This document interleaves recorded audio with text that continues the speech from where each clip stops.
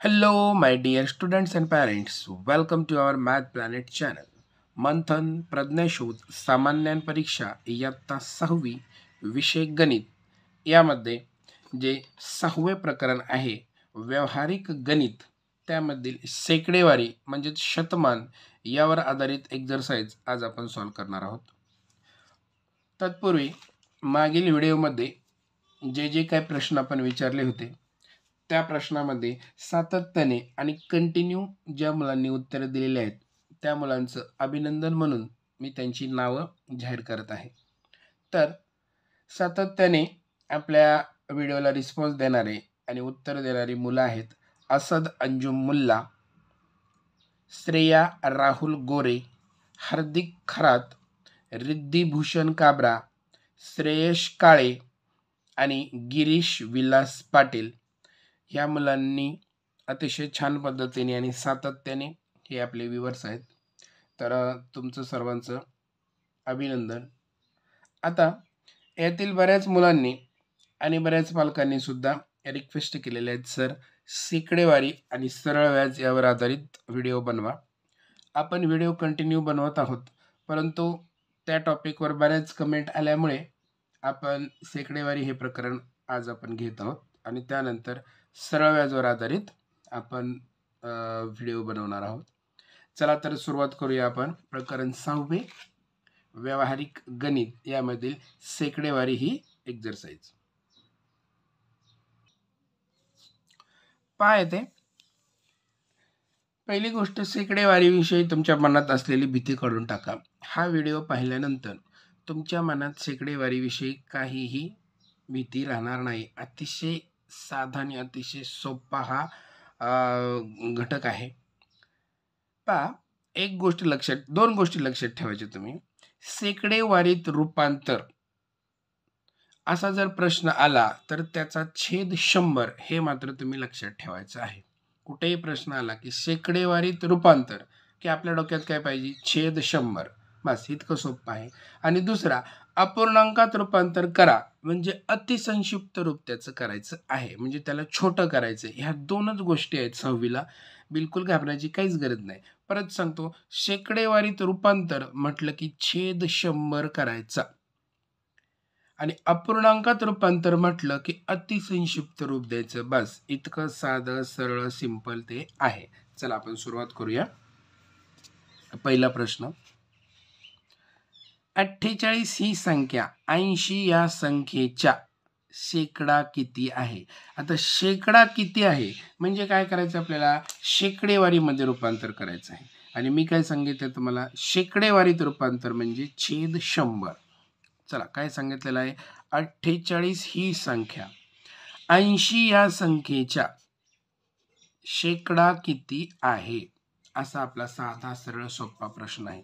तुम्ही काय करायचं आहे, फक्त 48 ही संख्या, जी संख्या विचारली आहे ती अंशस्थानी आणि कोणत्या संख्येच्या, तर 80च्या, म्हणजे ती संख्या छेदस्थानी. पहिली संख्या अंशस्थानी आणि दुसरी संख्या छेदस्थानी. आणि शेकडेवारीत रूपांतर म्हणजे आपल्याला काय करायचं असतं, छेदाला 100ने गुणायचं असतं. इतकं ते सोपं आहे. आता नियम काय सांगतो, छेदाला 100ने गुणलं तर अंशाला सुद्धा 100ने गुणावा लागतं. ठीक आहे, साधा सिंपल झालं. ओके. तर आता काय करायचंय, हे आपण सोडवून घ्यायचं आहे. आणि सोडवून घेत असताना ह्या छेदाच्या 100ला काही धक्का लावायचा नाही, तो तसाच्या तसाच ठेवायचा. दोन्ही पद्धत तुम्हाला सांगतो. आता हे सोडवून घ्या. इथे बघा 8ने भाग जातो, 8 सख्ख 8 45, 8 सख्ख 48, बरोबर आहे. आणि 8 10 80. ठीक आहे. पुन्हा येते बघा, 1 शून्याला 1 शून्य जाईल. वर किती राहिले, 6 गुणिले 10 म्हणजे किती झाले, 60. आता 100 पैकी 60 म्हणजे किती टक्के झाले, ते 60% म्हणजे शेकडा 60 झालेलं आहे. अतिशय साधं सरळ सोपं स्पष्टीकरण आहे. आता दुसरी पद्धत आहे, ह्याला मी दुसरी पद्धत पण सांगतो. कोणाला कोणती पद्धत सोपी वाटेल ती तुमच्या पद्धतीने बघा. 48 ही संख्या 80 या संख्येच्या शेकडा किती आहे. ओके. मग 48 ही संख्या, ही म्हणजे बरोबर चिन्ह असतं. 80 या संख्येच्या म्हणजे गुणाकार असतं. शेकडा किती, शेकडा किती, किती म्हणजे x आणि शेकडा म्हणजे 100. तुम्ही असं सुद्धा ते सोडू शकता. नंतर हे उलटा पालट करून सुद्धा त्याच पद्धतीने येणार आहे. हा 100 इकडं जाईल, 48 गुणिले 100 छेदाला हा 80 येईल आणि इज इक्वल टू एक्स राहील. हे सोडवलं तरी तेच उत्तर येणार आहे आणि ते सोडवलं तरी तेच उत्तर येणार आहे. तुम्हाला जी पद्धत सोपी वाटते ती पहा. पहिल्याचं उत्तर option number 2 is the right answer. चला आता आपण दुसरा प्रश्न सोडूया.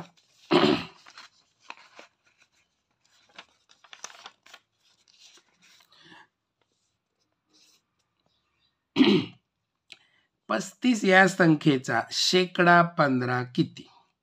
ओके, 35 या संख्येचा शेकडा 15 किती? आता शेकडा 15 म्हणजे छेद 100 हे तुम्ही लक्षात ठेवायचं आहे. जिथे शेकडा शब्द येईल त्या संख्येच्या छेदस्थानी 100 घ्यायचा आहे. आता 35 ओके, या संख्येचा चा म्हटलं की गुणाकार. शेकडा 15 15 छेद 100 आपल्याला विचारलेलं आहे किती? साधं सरळ सिंपल आहे.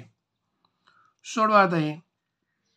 आता जर मी इथं 5 ने जर भाग दिला, 5 7 35, 5 दुने 10 आणि 0. पुन्हा इथं दोघाला 5 ने भाग जाईल, 5 त्रिक 15, 5 चोक 20. म्हणजे उत्तर काय आलं बघा, 7 त्रिक 21 छेद 4. ह्याला तुम्ही छोटं केलं की आपलं उत्तर येणार आहे. आता तोंडी भागाकार करू शकतो आपण. 6 ला 4 1 4, 4 5 20, खाली राहिला 1 पॉइंट घेतला, 10 संख्या तयार झाली. 4 दुनी 8, खाली राहिले 2, वरून घेतला 0, 4 5 20. उत्तर आलेलं आहे 5.25. ठीक आहे, म्हणजे दुसऱ्याचं उत्तर काय? Option number 3 is the right answer. आता तिसरा प्रश्न पहा. शेकडा 2 म्हणजे किती पट? अतिशय सोपं आहे. शेकडा 2 तुम्हाला काय सांगितलं मी? शेकडा म्हणजे छेद 100. ओके, ह्याचं अतिसंक्षिप्त रूप आपल्याला विचारलेलं आहे. खूपच सोपं आहे बघा. बे 1 बे आणि बे 5 10 आणि 0. उत्तर किती आलेलं आहे? 1/50. 1/50 कुठे आहे? ऑप्शन नंबर 2 मध्ये. पण तिसऱ्याचं उत्तर option number 2 is the right answer. आता आपण पुढचा प्रश्न घेऊया.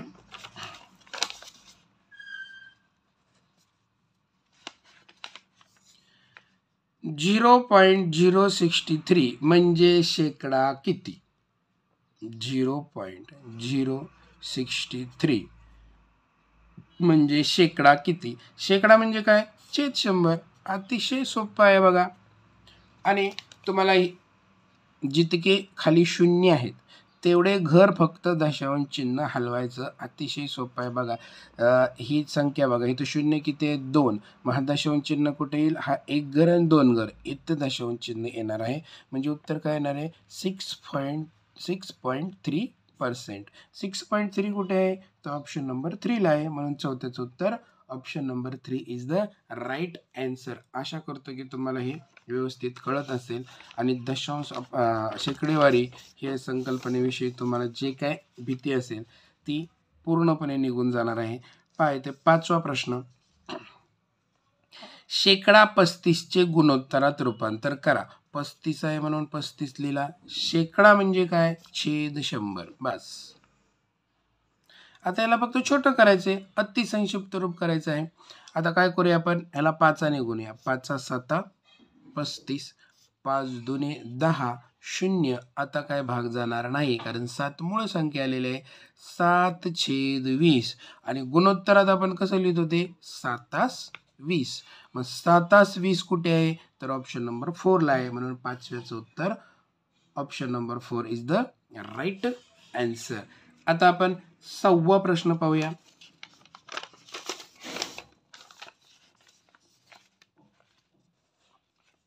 गणेशने 700 गुणापैकी 504 गुण मिळवल्यास शेकडा किती गुण मिळवले?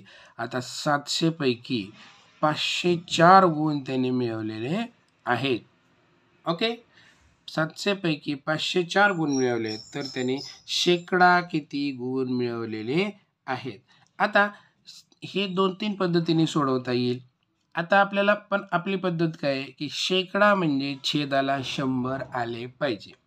मग आता इथं 700 आहे, छेदाला जर 100 यायचं असेल तर आपल्याला सिंपल ट्रिकने जाऊया. इथं 7ने जर भागलं तर छेदाला 100 ॲटोमॅटिक येणार आहे. आता आपण 6वी लावत त्याच्यामुळे तुम्हाला तेवढं तोंडी येणं अपेक्षित आहे. मग रूल्स काय सांगतो, छेदाला जर 7ने भागलं तर अंशाला सुद्धा 7ने भागायला लागणार आहे. छेद तर 100 आलेलेच आहे आपला. आता 7 1 7 आणि हे 2 शून्य. 7ने भाग, आता 7 7 49 खाली राहिला 1 वरून घेतले 4, 7 2 14. 100 पैकी 72 म्हणजे तुम्हाला 72% मार्क गणेशला मिळालेले आहेत. मग 72 कुठे आहे तर ऑप्शन नंबर 3 मध्ये आहे. मग 6व्याचं उत्तर option number 3 is the right answer. आता 7वा प्रश्न, 2150 चा 19% चा म्हटलं की गुणिले आणि टक्के म्हटलं की किंवा शेकडा म्हटलं की छेद 100. बस इतकं सोपं आहे ते. आणि हे फक्त आता आपल्याला सोडवायचं आहे. शून्याला 0 गेला. आता या 10ने भागत बसायचं नाही. 10 1 0 म्हणजे 1 पॉईंट, हा पॉईंट आपण इथं देऊया आणि ह्याचं काम फिनिश करूया. म्हणजे काय झालं बघा, 21.5 गुणिले 19 हे सोडवलं की आपलं उत्तर येणार आहे. चला सोडवूया. 19 5 95, हातच्या आले 9.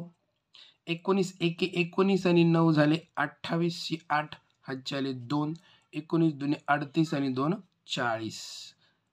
एककानंतर 1 पॉईंट आहे, एककानंतर 1 पॉईंट दिला, झालं 408.5. कुठे आहे ऑप्शन नंबर 2 मध्ये आहे. म्हणून 7व्याचं उत्तर option number 2 is the right answer. आता पुढचा प्रश्न आपण घेऊया.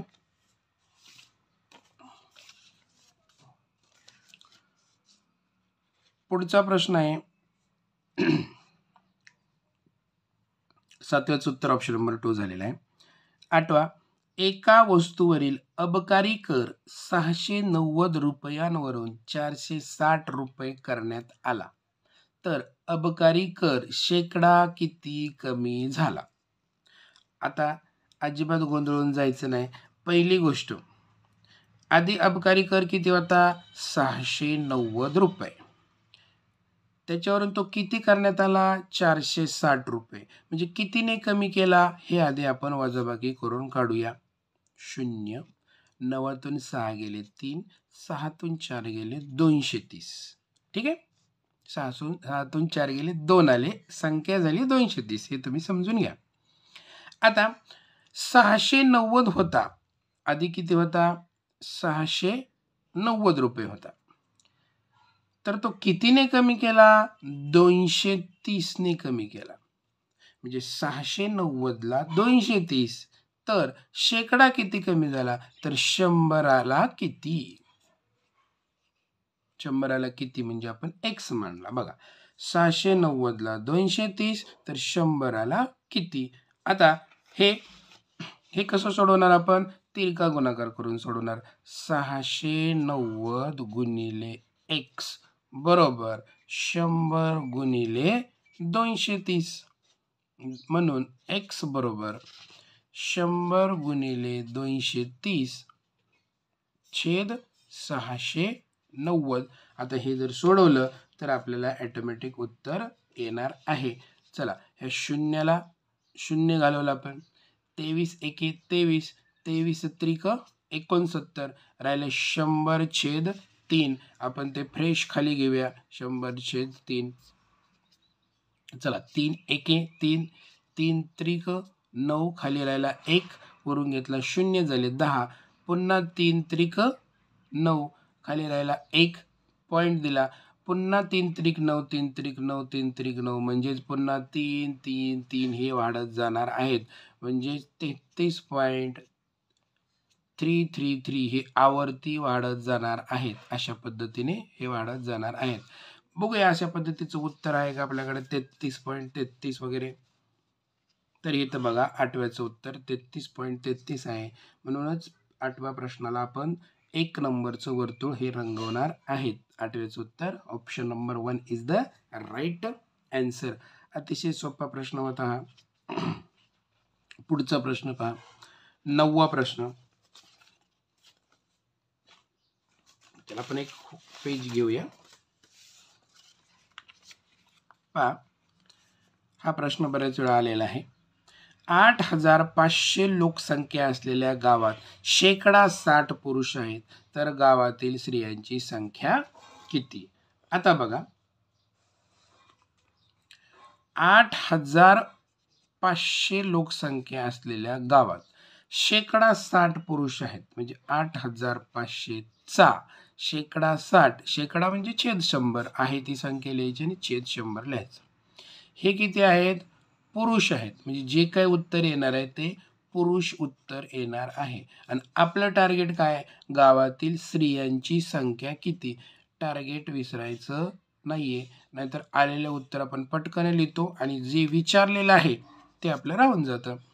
सोडून घ्या, 2 शून्याला 2 शून्य गेले. ठीक आहे. 85 गुणिले 60 म्हणजेच काय? हा शून्य मांडायचा आणि 6 ने गुणून घ्यायचं. 6 पंचे 30, हातचे आले 3, 6 8 48 आणि 3 51. 5100 काय आलेले आहेत? पुरुष आलेले आहेत.